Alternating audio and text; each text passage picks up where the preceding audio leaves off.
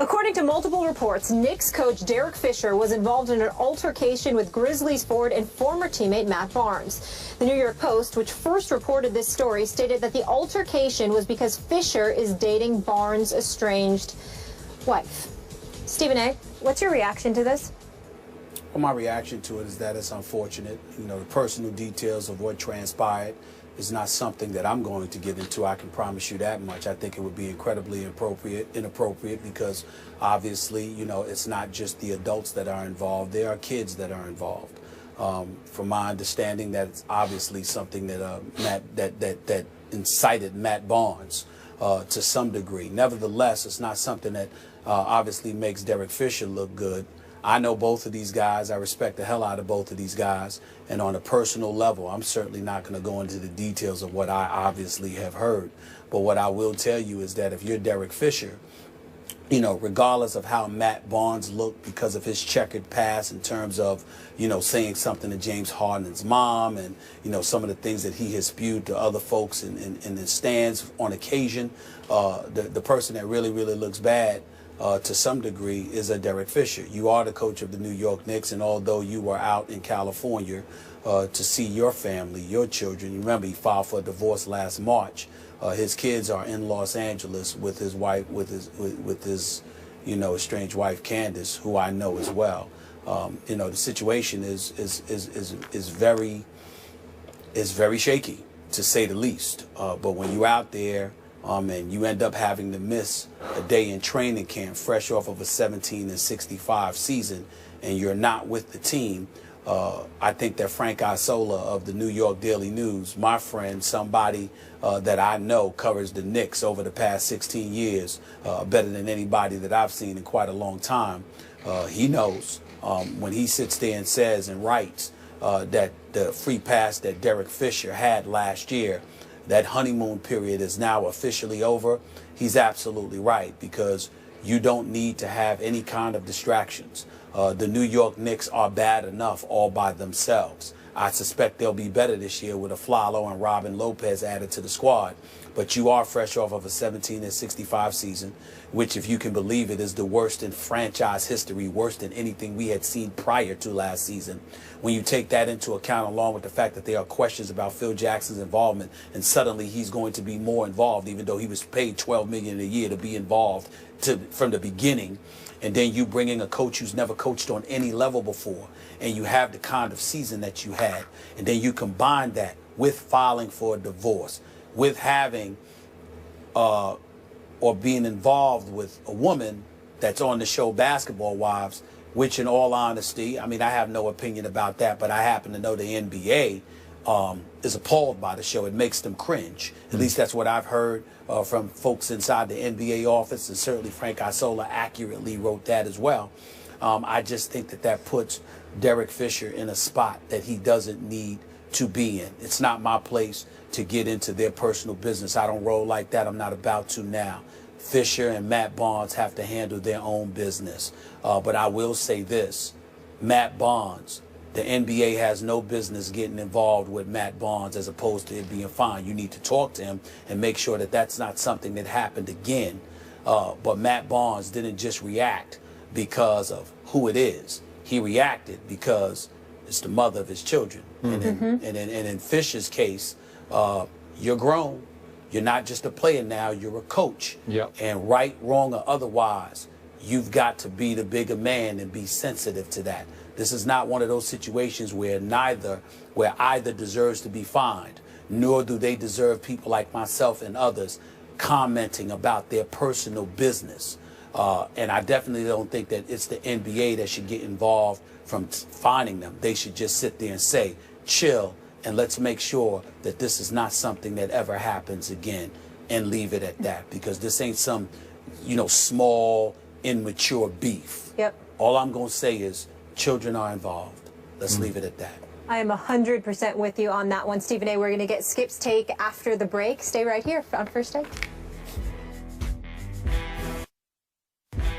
Welcome back to First Take, presented by Bass Pro Shops.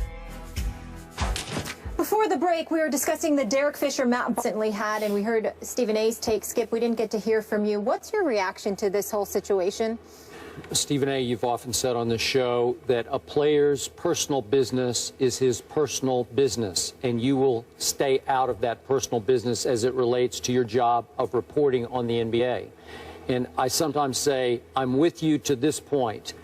If what a player is involved in off the court starts to impact or affect his performance on the court, then it becomes germane to what we're discussing here on this show. Now, Derek Fisher, clearly, as you point out, is no longer a player. He is the head coach of the New York Knicks. And I know they're pathetic. I know they're a disaster. I can't remember all the words that you've used.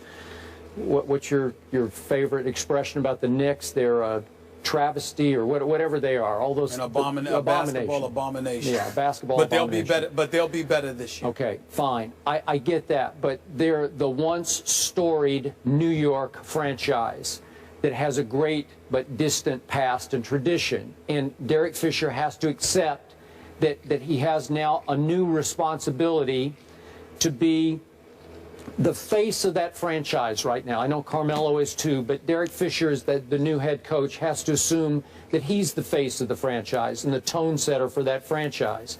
So if I understand the story correctly, he took the weekend off from training camp to fly to Los Angeles under the auspices of he wanted to visit his kids. Great, but he wound up in the middle of this incident, which didn't have anything to do with visiting his kids. And it's just a bad look for the Knicks and obviously for the NBA. Nobody likes this. There's nothing pretty about it. There's nothing face-saving about it. We all don't like it. We don't want to get into the tabloid details here, but it's just not right for Derek Fisher to wind up involved in this, however it happened. So he just has to continue to grow up as a head coach and realize, I can't involve myself in these kind of situations anymore. Maybe as a player, it was a little different. As a head coach, no, sorry. I completely agree. I have nothing to add to that. You're absolutely right. All right, let's leave. First Take is presented by Bass Pro Shops. Your adventure starts here. And in part by AT&T, mobilizing your world. After starting 57 straight games for the Colts, including the playoffs, Andrew Luck will miss his second straight game tonight versus the Texans. According to our Adam Schefter, Matt Hasselbeck will get the nod in his place. Stephen A., how worried are you about your Super Bowl pick, or is this just a mere bag of shells? Well, I've already given up on them as my Super Bowl pick, which I announced last week. They just look like a shell of themselves. They're not what they're supposed to be. They rank very low in the league, around 25th or 26th in terms of their running game. I'm not impressed with what I'm seeing right now. You know, Frank Gore obviously is Frank Gore, but at the same time, you would expect them to have done more. They're ranking 26th. In terms of their run and attack. I'm just not sold on them. And so for me, I look at it from that perspective. Even though Frank Gore is doing his thing, averaging more than 4 yards a carry, I don't know if he's not being utilized enough, if Gregson and Pagano haven't shored up the offensive line. Maybe it's Andre Johnson and those guys ain't doing much. I don't know. I'm going to pick them to win tonight because the Texans have injuries, but I'm not sold on the coach right now. So they're now a mere bag of shells of themselves. Yes. Is that fair to say? Okay. Yes. Yeah, I got it. Okay, the irony of what happened to your Colts last week may have been lost on you because they actually did remain barely afloat because they managed to overcome Jacksonville. I watched because Jacksonville's new kicker, a kid named Myers, missed 2 easy field goals at the end in overtime, regulation overtime at Indy that allowed the Colts to survive to be 2-2. And why is he kicking for the Jacksonville Jaguars?